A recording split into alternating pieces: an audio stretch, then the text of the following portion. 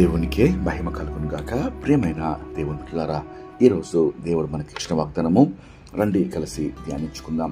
సామెతల గ్రంథము 29వ అధ్యాయము 25వ వచనము. భయపడుట వలన మనుషులకు ఉరి వచ్చును, యెహోవా యందు నమ్మిక ఉంచువాడు సురక్షితంగా ఉండును. ఎంతో శ్రేష్టమైన వాగ్దానము. గమనించారా?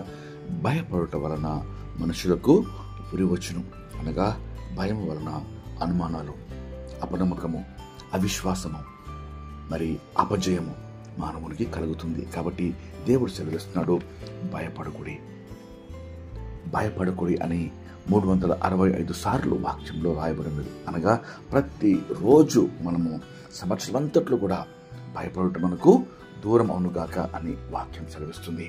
మరి దేవుని వాక్యం చూడండి, మత్తయి సువార్త 10వ అధ్యాయంలో 30వ వచనము. మీ తల వెంట్రుకలన్నీ లెక్కింపబడి ఉన్నవి కనుక మీరు భయపడకుడి, మీరు అనేకమైన పిచ్చుకల కంటే శ్రేష్ఠులు కారా. ఈరోజు దేవుని వాక్యం మనం జ్ఞాపకం చేస్తుంది, భయపడకుడి. ఏ విషయమైనా, ఏ పరిస్థితి అయినా, మన యొక్క అనారోగ్య పరిస్థితి, ఆర్థిక ఇబ్బందులు, కుటుంబ సమస్యలు, మరి అనేకమైన ఉద్యోగ సమస్యలు, చదువులో ఉన్న బాధలు, ఎటువంటి పరిస్థితికైనా భయపడటం మనకు దూరమవును గాక. యెహోవా యందు విశ్వాసం ఉంచి నమ్మకం ఉంచి వాడు సురక్షితంగా ఉండునని వాక్యం సెలవిస్తుంది.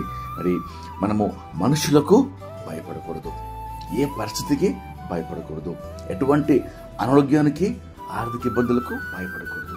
మరి ఎవరికి భయపడాలో వాక్యం సెలవిస్తుంది. చూడండి, మత్తయి సువార్త 10:28వ వచనంలో, మరియు ఆత్మను చంపనిరక దేహమునే చంపువారికి భయపడకుడి, కానీ ఆత్మను దేహమును కూడా నరకంలో నశింపజేయగలవానికి మిక్కిలి భయపడుడి.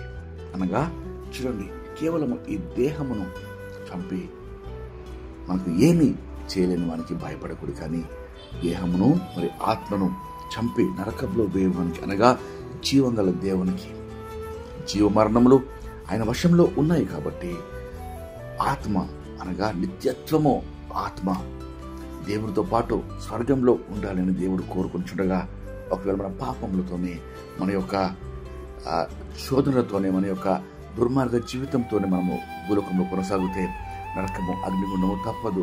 దేవునికి వేరై ఉంటే దేవునితో మనము నిరంతరము జీవించలేము. కాబట్టి శరీరమును, ప్రాణమును, ఆత్మను నరకంలో వేయడానికి మిక్కిలి భయపడుడి. కానీ మనుషులకు కానీ, పరిస్థితులకు కానీ, ఏ విధమైన సమస్యలకు కానీ భయపడవద్దు అని దేవుని వాక్యం తెలుస్తుండగా రండి కలిసి ప్రార్థన చేసుకుని ఈ వాగ్దానం పొందుకుందాం. ప్రార్థన. మహాపరిశుద్ధమైన మా ప్రియమైన పరలోకపు తండ్రి, మీరు ఇచ్చిన శ్రేష్టమైన వాగ్దానంకై మీకు ఎంతో స్తోత్రమయ్యా.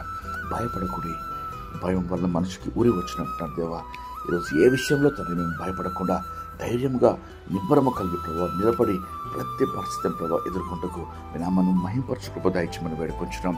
ప్రభావ మీకు భయపడటకు తండ్రి, అయ్యా మీ నామానికి తండ్రి భయపడి మిమ్మల్ని ఆరాధించటకు తండ్రి, అయ్యా భయభక్తులు కలిగి మా జీవితకాలం అంతా జీవించటకు ప్రభావ కృప మాకు దయచేయమని వేడుకొంచు.